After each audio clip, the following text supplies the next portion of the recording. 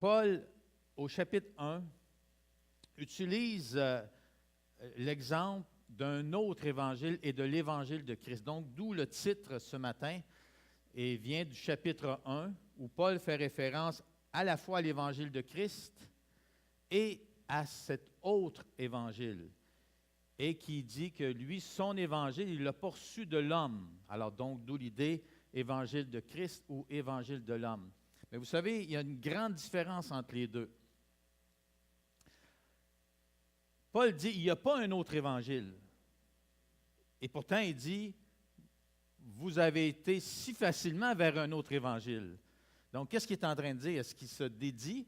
Non. Ce qu'il est en train de dire, c'est qu'il n'y a pas d'autre vrai évangile. Il n'y en a rien qu'un. Il y a un évangile authentique. Il y a un évangile véritable.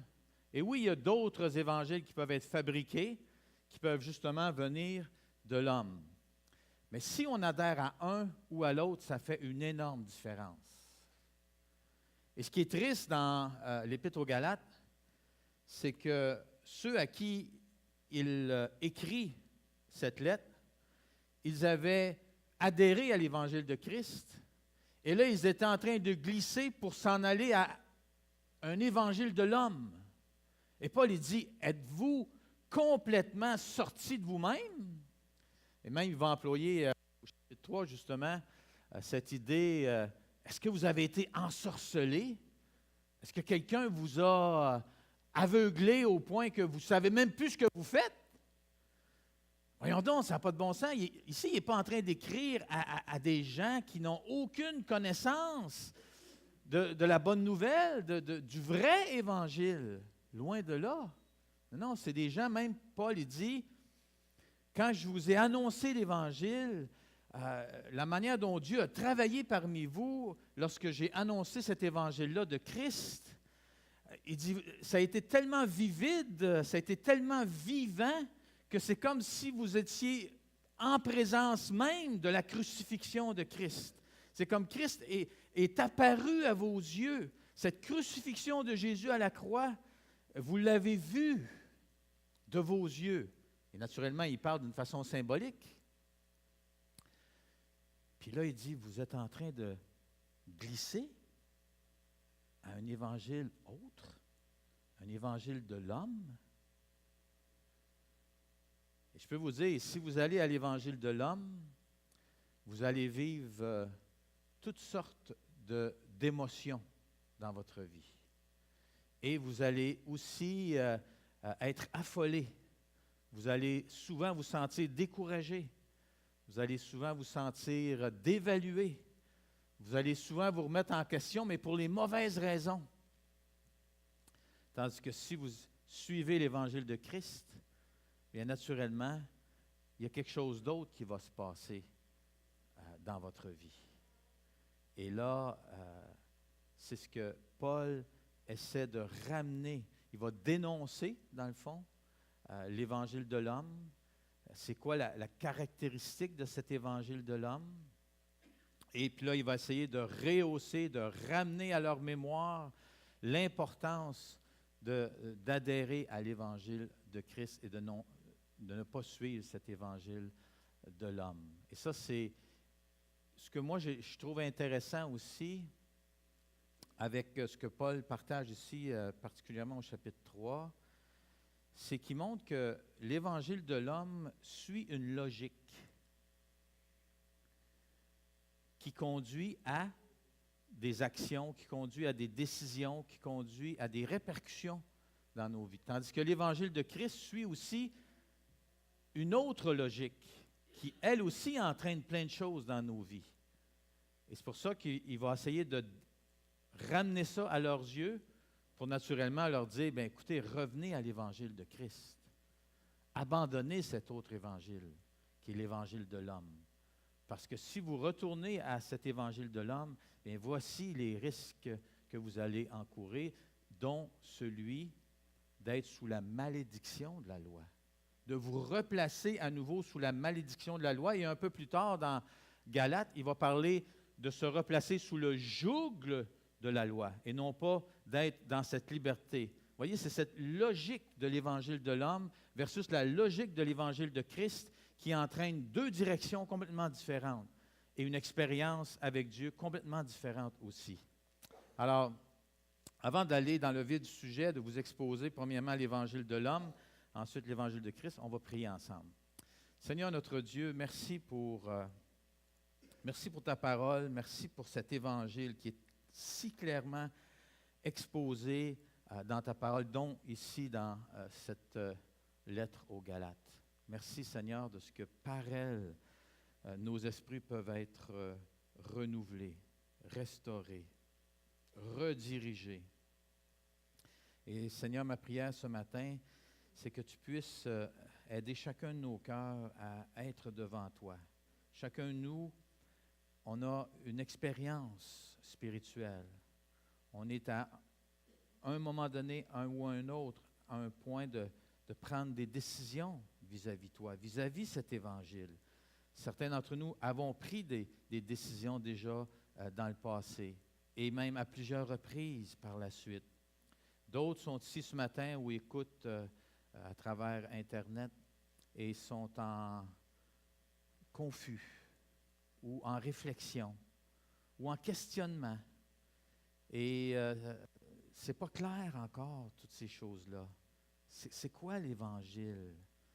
Et c'est quoi ce véritable Évangile? Cet Évangile authentique, cet Évangile que toi, Jésus, tu as annoncé, cet Évangile que tes apôtres ont proclamé et qu'on a maintenant à travers ces livres qui nous ont été laissés du Nouveau Testament. Et même qu'il y a des présences de cet Évangile dans l'Ancien Testament à travers différentes choses. Alors, Seigneur, ouvre nos cœurs, ouvre nos esprits ce matin et aide-nous, Seigneur, à ne pas s'éloigner de toi, mais à revenir toujours, Seigneur, à toi et à ton Évangile. En ton nom, Jésus, pour ta gloire. Amen. L'Évangile de l'homme. Alors, si on regarde ça au chapitre 1, versets 6 à 12 et chapitre 3, verset 1, voici ce que ça donne.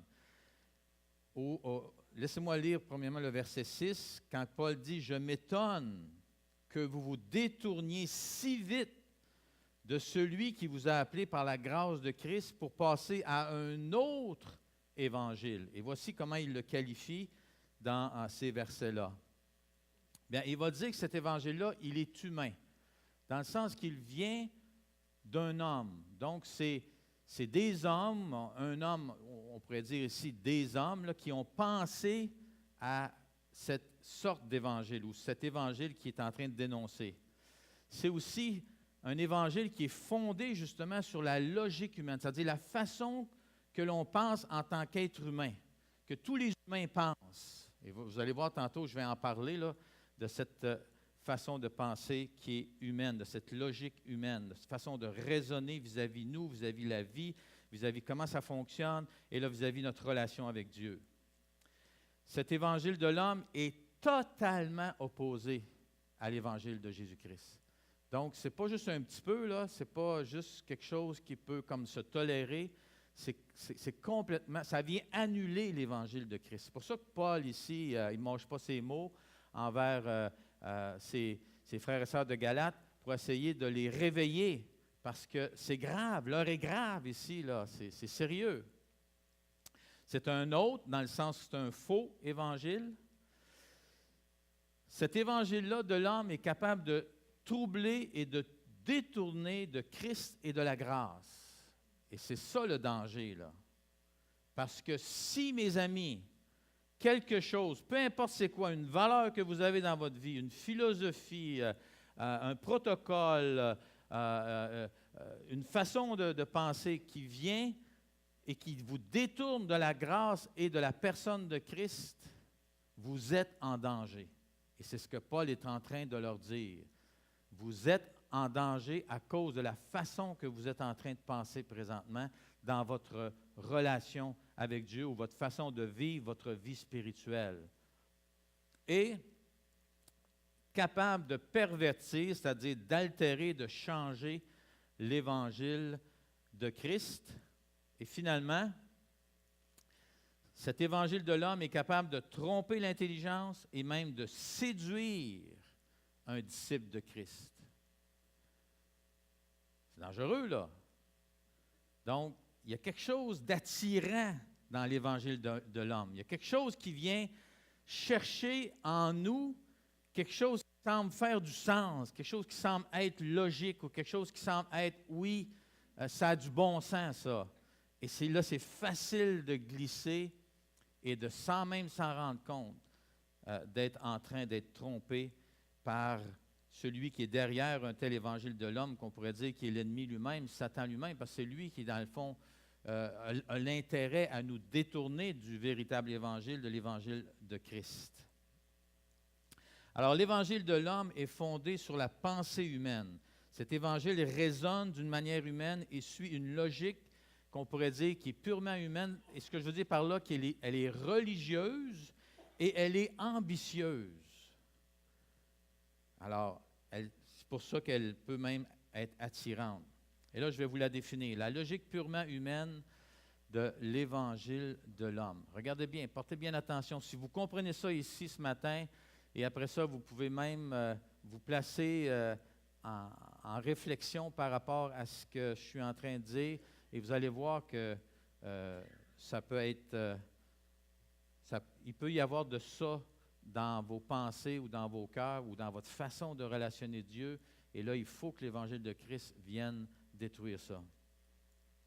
Les méritants font ce que les non-méritants refusent de faire. C'est quoi ça? Assument eux-mêmes leur destinée. Pensez-y, là. La logique de l'Évangile de l'homme est basée sur cette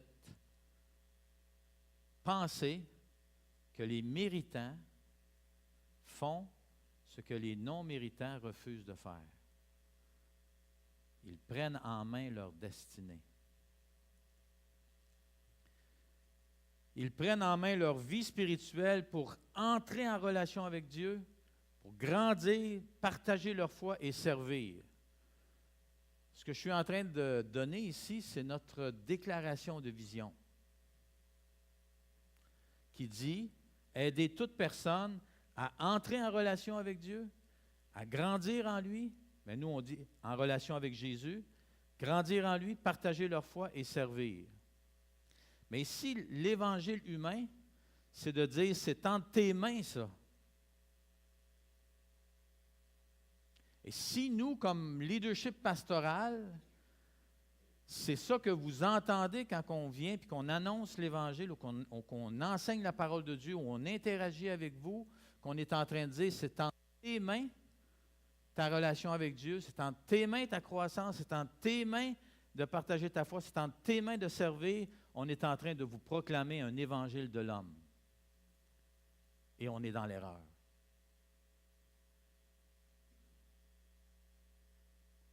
On fait fausse route. Alors, ça entraîne quoi? Ces deux pensées principales. Alors, par conséquent, les méritants, ceux qui prennent leur vie spirituelle en main, vont jouer sur la terre des bénédictions de Dieu. Ça leur revient à eux, ça. Et ils comptent obtenir au ciel la faveur de Dieu.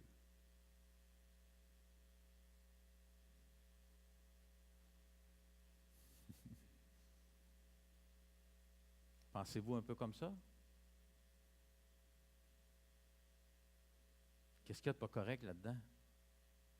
Peut-être que vous êtes en train de vous poser la question, hein? C'est quoi qu'il y a de pas correct ici? Ouais. Ça dépend d'eux. Ça dépend d'eux. Ça dépend de moi. C'est entre mes mains à moi. C'est à moi à le faire. Paul utilise dans Galates, chapitre 3, et c'est le verset. Attendez un petit peu, je vais vous le trouver ici, parce que je n'ai pas lu le texte avec vous ce matin. Vous avez vos Bibles.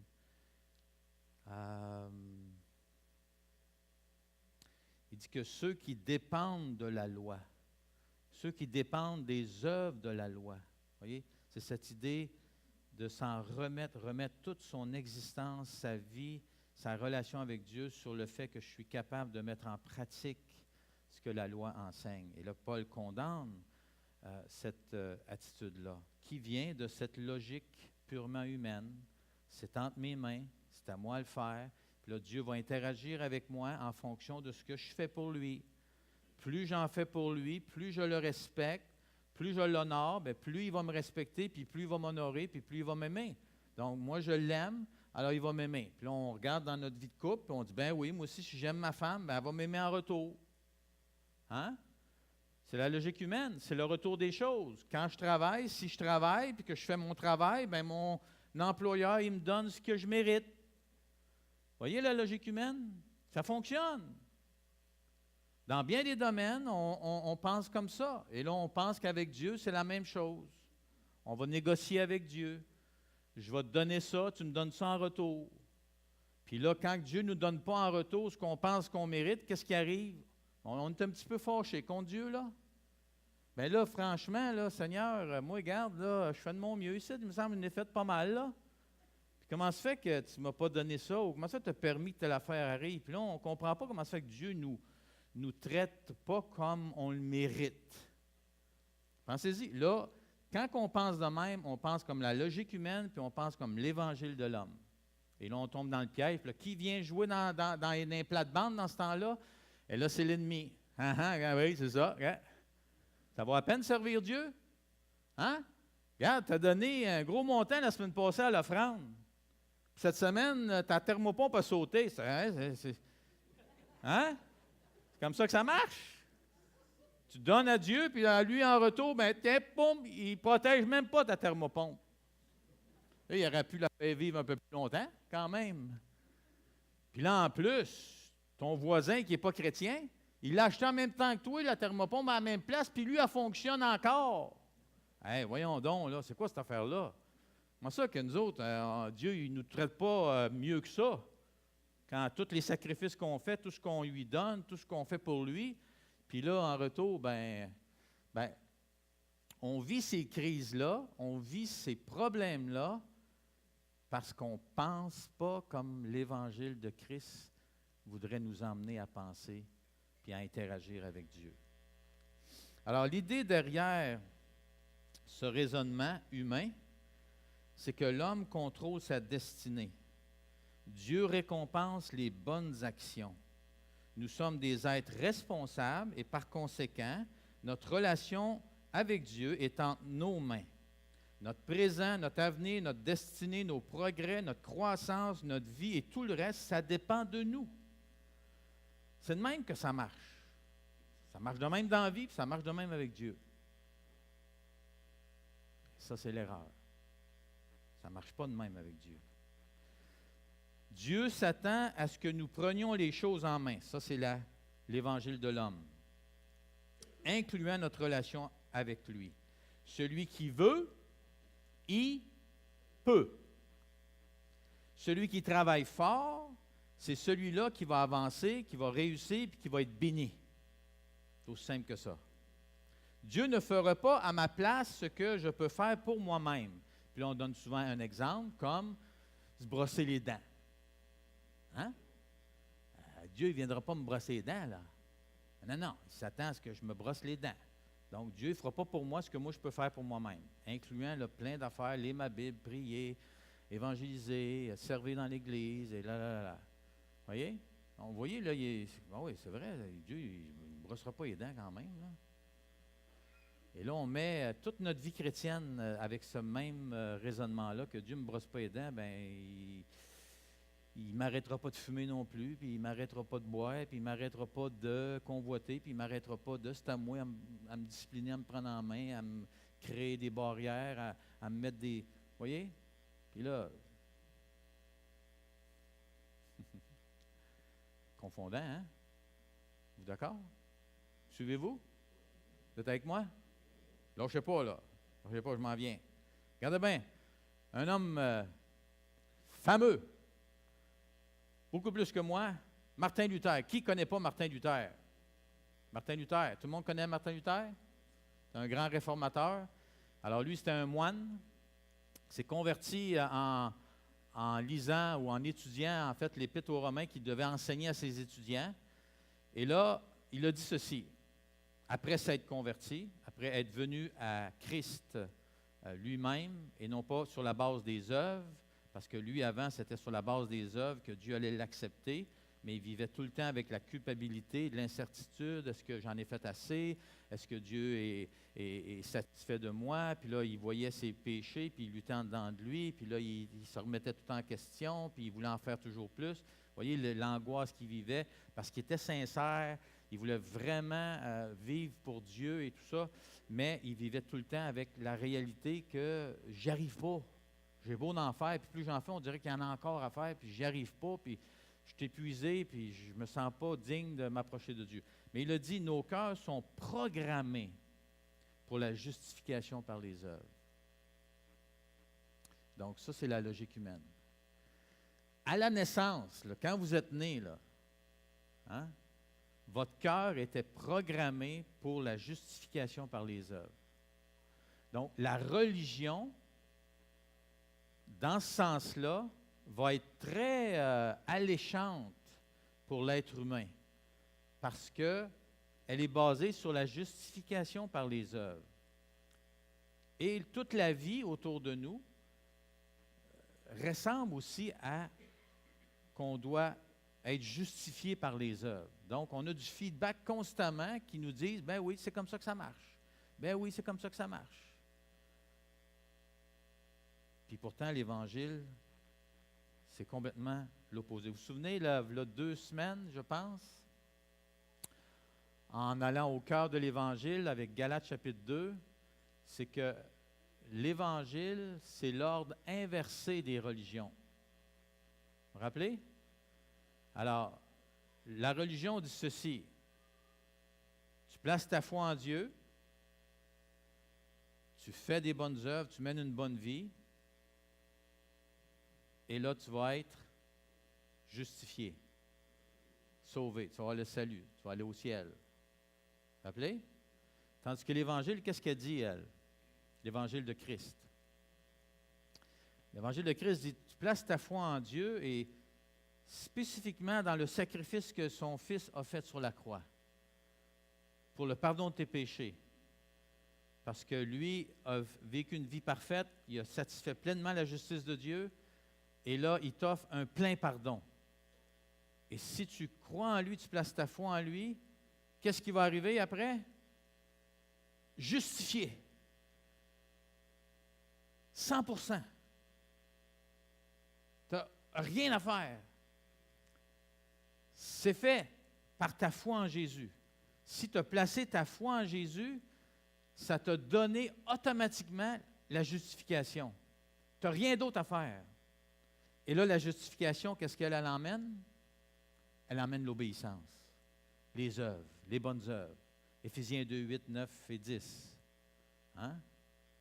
Pas sauvé par les œuvres, mais sauvé pour de bonnes œuvres que Dieu a préparées d'avance. Vous voyez, c'est toute l'œuvre de Dieu. Mais ça fait une grosse différence, là. On a tous les mêmes éléments. Hein? On a la foi, on a les œuvres, puis on a la justification. Sauf que là, c'est inversé ici. Et ce que l'Évangile de Christ nous dit, c'est non, c'est la foi, c'est la justification et c'est les œuvres.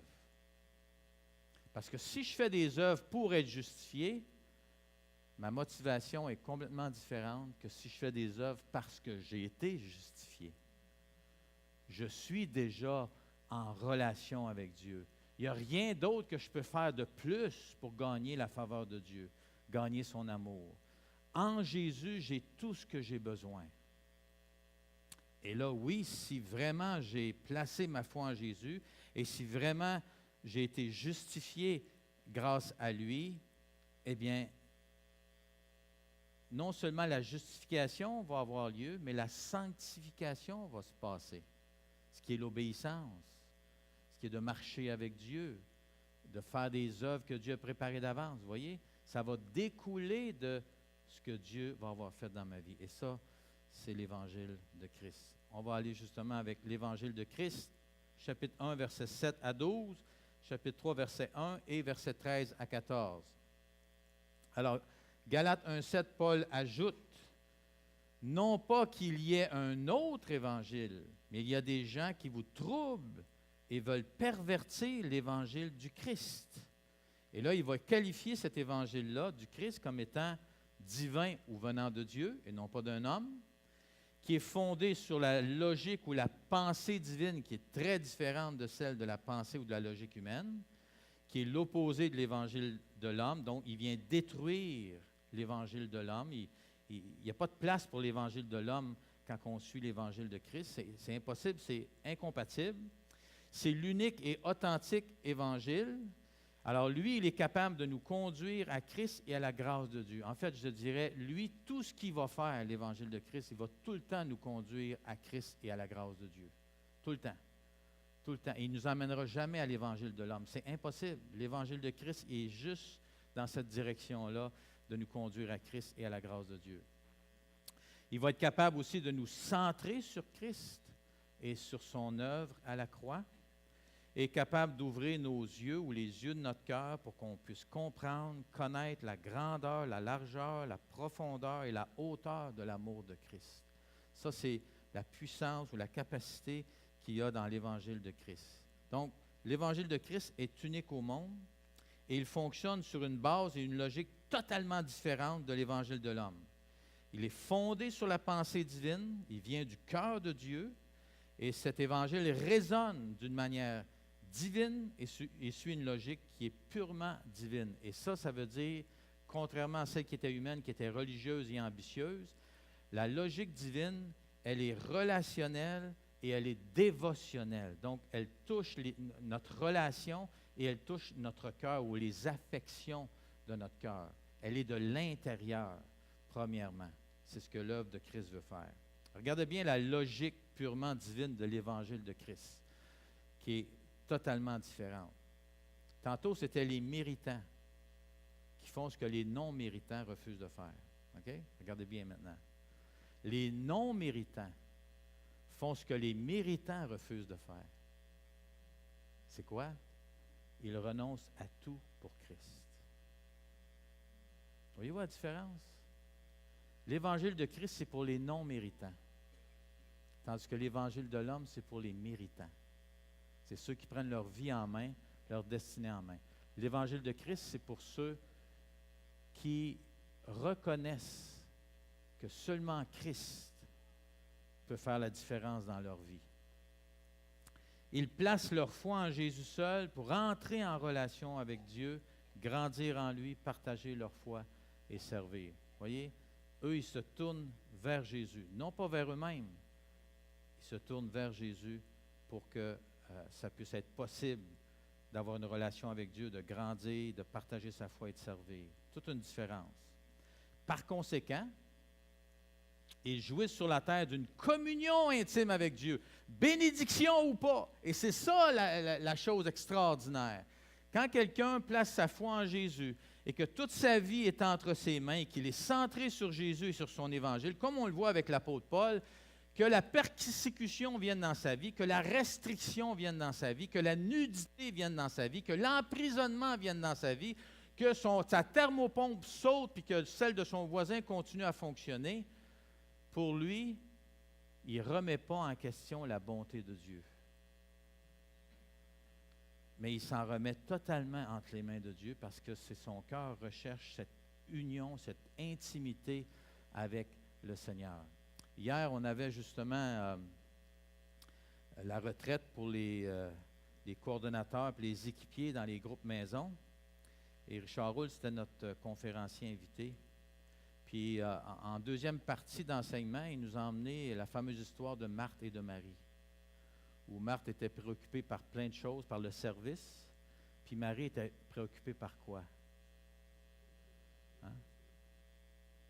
D'être avec Jésus, d'avoir une communion intime avec Dieu.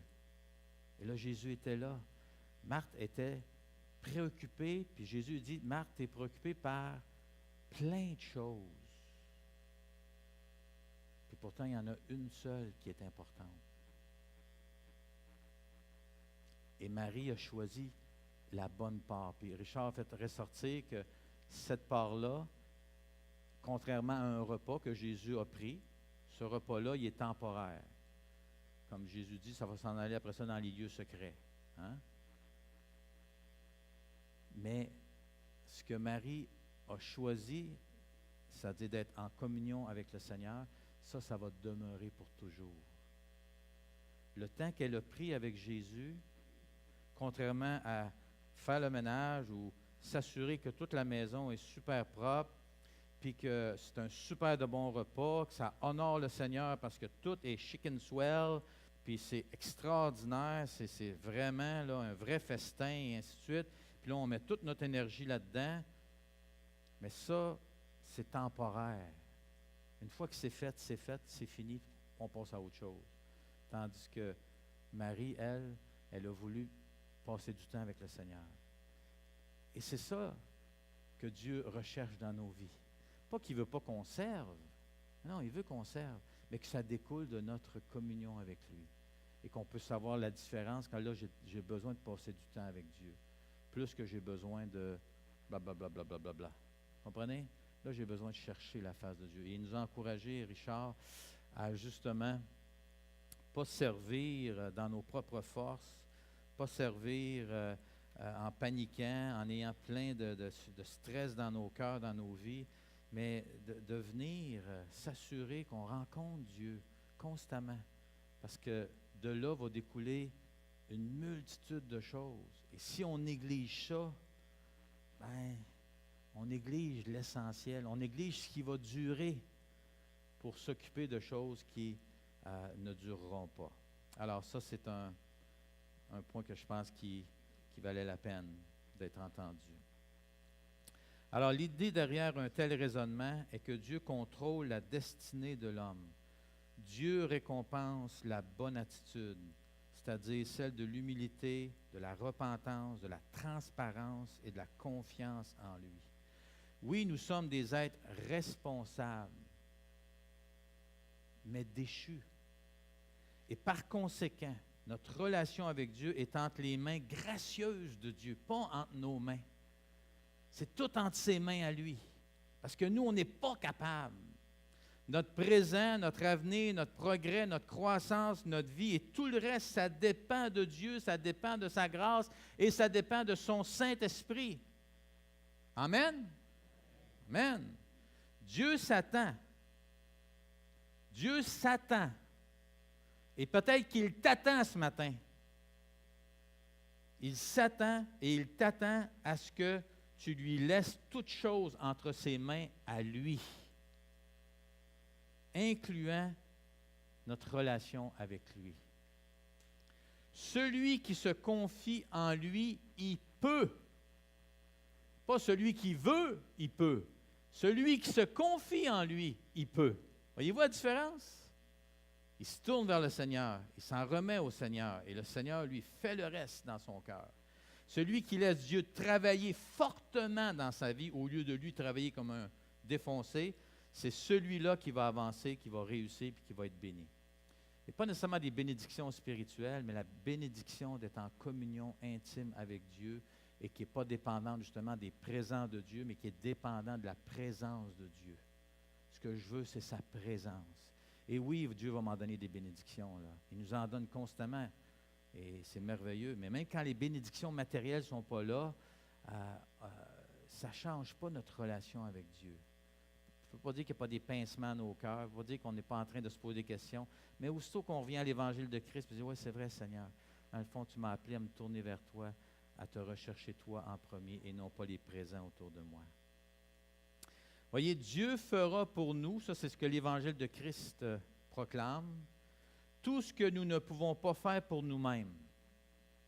Exemple, marcher humblement avec lui. OK? Dieu il va venir en notre aide là-dessus. On n'est pas capable de marcher humblement avec Dieu. On va marcher peut-être avec orgueil, on peut marcher avec toutes sortes de dispositions de cœur. Mais humblement, là, avec lui, on a besoin de son aide. On a besoin de l'Évangile de Christ. On a besoin de la présence de Jésus. Et il nous donnera, écoutez bien là, il va nous donner la force de faire ce que nous pouvons faire par nous-mêmes. Exemple, se brosser les dents. C'est-à-dire, quand Paul il dit, quoi que vous fassiez, là, faites tout pour la gloire de Dieu.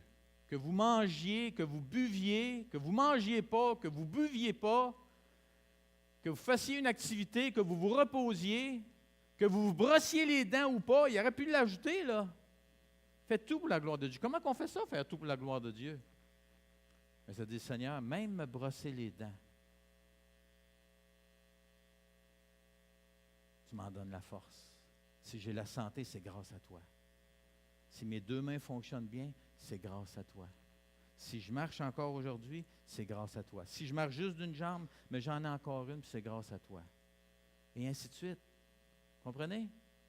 Celui qui est centré sur l'Évangile de Christ reconnaît que tout vient de Dieu, même les choses qu'il pourrait faire par lui-même. Mais il ne veut même pas les faire par lui-même. Il veut donner toute la gloire à Dieu. Moi, s'il y a de quoi de bon dans ma vie, c'est grâce à Dieu. S'il y a de quoi qui a changé dans ma vie, c'est grâce à Dieu. Si j'ai fait de quoi de bien aujourd'hui, j'ai aidé quelqu'un, j'ai dit une parole d'encouragement, j'ai fait un geste spontané sans même y réfléchir, puis tout ça, puis finalement, ça a touché la vie de quelqu'un, c'est grâce à Dieu. Comprenez? Ça, c'est l'attitude de celui qui comprend que c'est grâce à Christ si tout est possible. Et regardez, contrairement à Martin Luther, qui disait que nos cœurs étaient programmés pour la justification par les œuvres, eh bien, Paul dit ceci, nos cœurs sont reprogrammés, n'est-ce pas? Régénérés, transformés en Jésus pour la justification et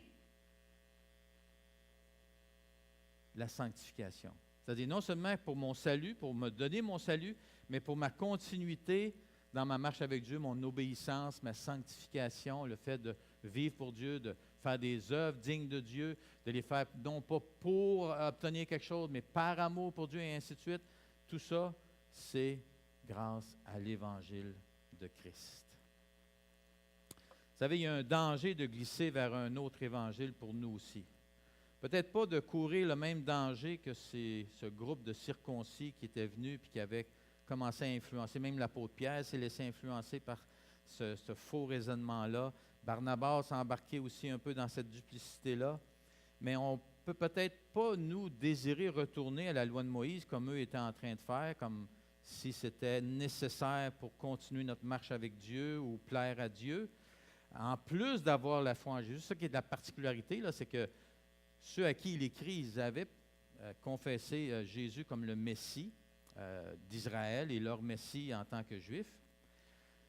Mais on peut facilement glisser vers un évangile purement humain ou religieux ou centré sur nous, centré sur nos efforts, centré sur ce que nous, on est capable de faire. Mais mettons-nous à la place des Galatiens, puis on peut se demander ceci. Comment étions-nous avant de venir à Christ? Comment est-ce qu'on était? Je vais vous répondre. On était des êtres faibles, faillibles, qui avaient besoin de la grâce. Amen? Comment étions-nous au moment où nous sommes venus à Jésus-Christ? Comme eux. Des êtres faibles, faillibles, qui ont reconnu leur besoin de la grâce. On en avait besoin avant. Au moment où on est venu à Jésus, on a reconnu le besoin de la grâce. Que c'est seulement si Dieu m'accorde son pardon que je vais être pardonné. Moi, je ne peux pas rien faire pour gagner le pardon de Dieu. Alors ça, ils étaient là. Maintenant, comment sommes-nous après être venus à Christ? Bien, on est encore des êtres faibles, faillibles, qui ont encore besoin de la grâce de Dieu. Et ça, ils l'avaient oublié. Comprenez? Ça, ils l'avaient oublié. Et Paul fait simplement de leur rappeler. C'est pour ça qu'au chapitre 3, le verset 1, il dit « Comment avez-vous pu oublier, vous, pour qui Christ a été décrit avec autant de clarté et de vérité? » Paul leur dit « Vos yeux ont vu le Christ crucifié. » Paul leur avait prêché l'Évangile avec tant de clarté et de puissance que le Saint-Esprit avait ouvert leurs yeux, comme j'ai dit au début, pour qu'ils comprennent le sens de sa mort et qu'ils voient la scène de la crucifixion comme s'ils y étaient eux-mêmes. Ça devait être toute une scène que Paul a assistée quand il a vu ces Juifs, un peu comme on voit dans Acte 3 ou Acte 2, c'est-à-dire quand pas Paul, mais Pierre a prêché, puis ces Juifs ont dit là, qui ont eu le cœur vivement touché, puis qui ont dit « Ah, que ferons-nous? » Et là, Pierre a dit « Repentez-vous et soyez baptisés au nom de Jésus. Et là, il y a eu une conversion de 3000 personnes. Ça devait être une scène extraordinaire. Mais ici, Paul dit, vous avez vraiment été témoin de quelque chose d'exceptionnel et vous aviez compris la profondeur et la grandeur du sacrifice de Christ. Pourtant, il leur demande, sur quelle base avez-vous été acceptés dans la famille de Dieu? C'est ça qu'il leur pose comme question. Par la foi ou par les œuvres?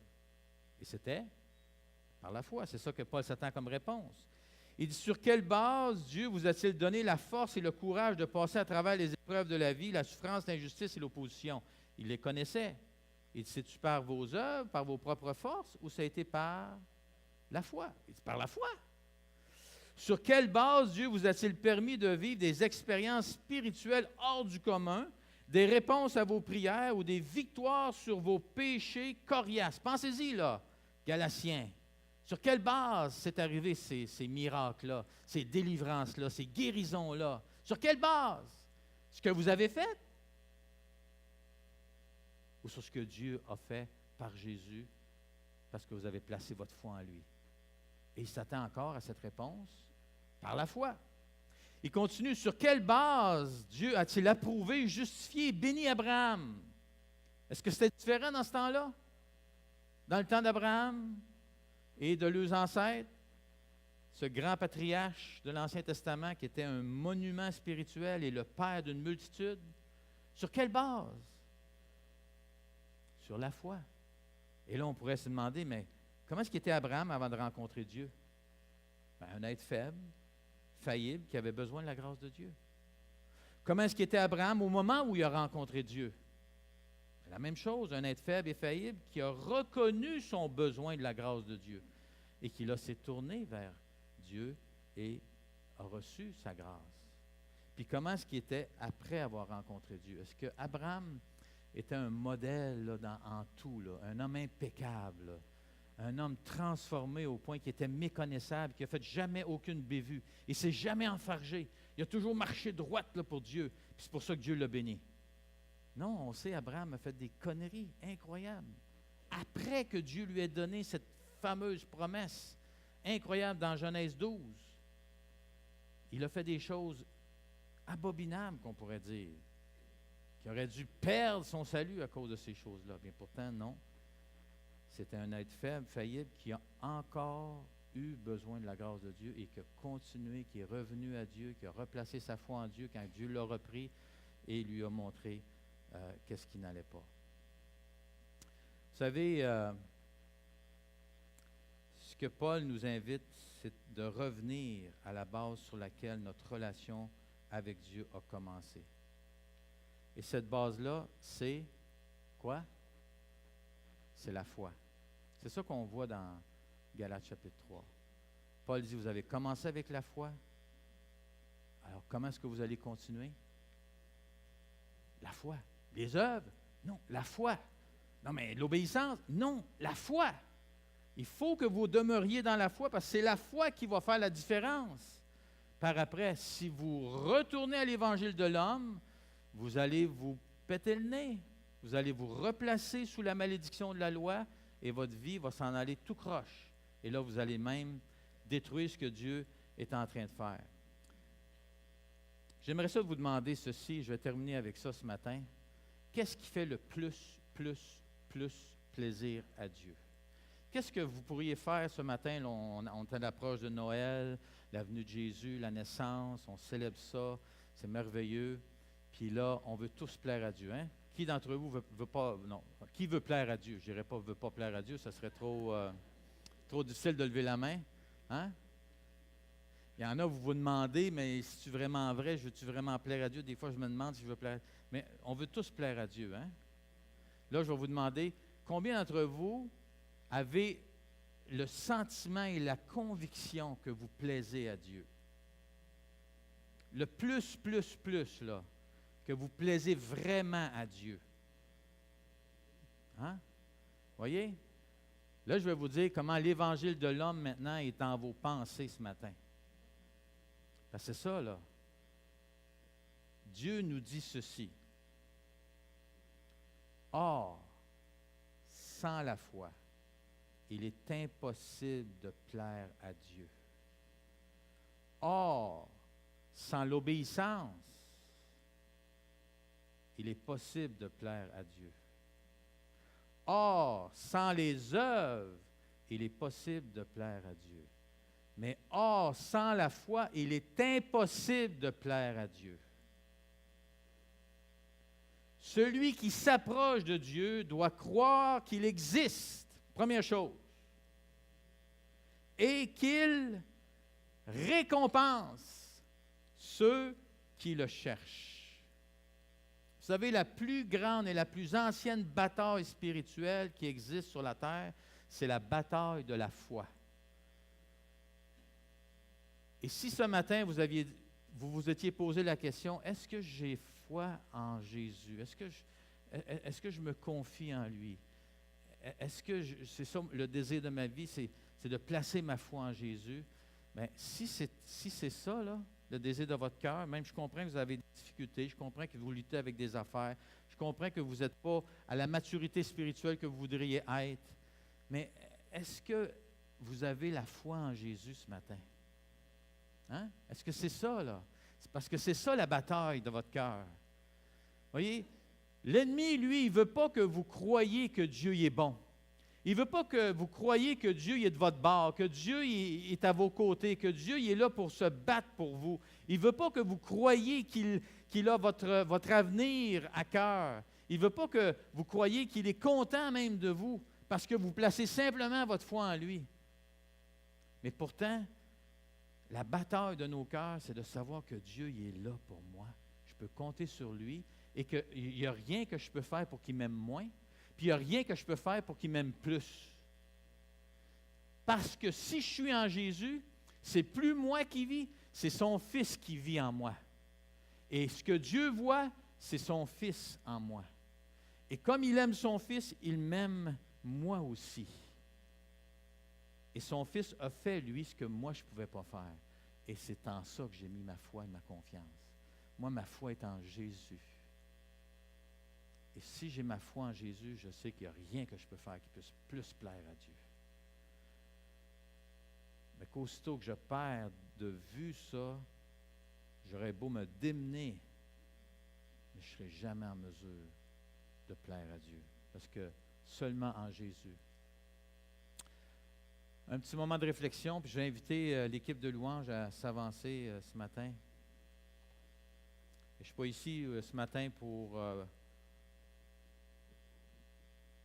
vous bousculer, mais j'aimerais être ici pour vous aider à venir à celui qui vous a tant aimé, qui a donné son Fils. Parce qu'en lui, on a la vie abondante, la vie éternelle. On a l'assurance de son amour. Voyez-vous encore Jésus mourant en croix par amour et pour vous? C'est ça que Paul essaye de ramener à la vision des Galatiens. Celui que vous aviez vu là, crucifié et que vous avez cru en lui, est-ce qu'il est encore devant vos yeux? Est-ce que c'est lui que vous voyez en premier ou vous voyez tout le reste? Vous voyez vos défauts, vous voyez vos difficultés, vous voyez le monde autour, ainsi de suite. Ou est-ce que c'est Jésus qui est comme proche de vous autres, proche de vos yeux, là, et vous le contemplez, vous le regardez, et vous l'appréciez encore et encore, parce que vous voyez l'importance de ce qu'il a fait sur la croix pour vous. Ensuite, est-il encore à vos yeux, à votre cœur, la personne la plus importante pour laquelle vous voulez vivre et mourir? C'est ça que Dieu est après chacun d'entre nous. Hein? Que Jésus soit cette personne qui est vraiment la plus importante, la plus significative. Êtes-vous prêt à renoncer à tout pour lui et à lui consacrer entièrement votre vie? La seule façon de développer une relation avec Dieu, selon Paul ici, c'est de la continuer sur la même base qu'elle a commencé. Il l'a dit, par la foi seule, en Jésus seul. Ensuite, il mentionne aussi par la puissance de l'Esprit agissant en nous, parce qu'il parle de l'Esprit dans le texte, comme de quoi que c'est l'Esprit qui les a emmenés à être et à faire ce que Dieu voulait qu'ils fassent dans leur vie. Et il leur dit aussi par l'écoute de la prédication de la foi ou de la prédication de la croix. Et ici, je pense qu'il y a quelque chose d'important pour chacun de nous dans cette idée d'être à l'écoute de Dieu ou même de le contempler sur la croix. Vous voyez, c'est vraiment comme une attitude qu'on pourrait dire qui est plutôt passive. Hein, on n'est pas en train de chercher, de courir, de se démener, puis tout ça, mais on est en train de chercher la face de Dieu. On est en train de demander à Dieu de se révéler à nous encore et encore. J'ai besoin, Seigneur, de redécouvrir l'Évangile, de réapprécier à quel point tu m'as aimé et comment cette mort de Jésus sur la croix est la chose la plus importante pour moi et que ma base sur laquelle tu m'as accepté, c'est parce que c'est Jésus qui est mort à la croix et que maintenant, si je vais vivre pour toi, bien, c'est parce que je vais vivre dans la foi au Fils de Dieu. Je vais constamment m'approcher de lui.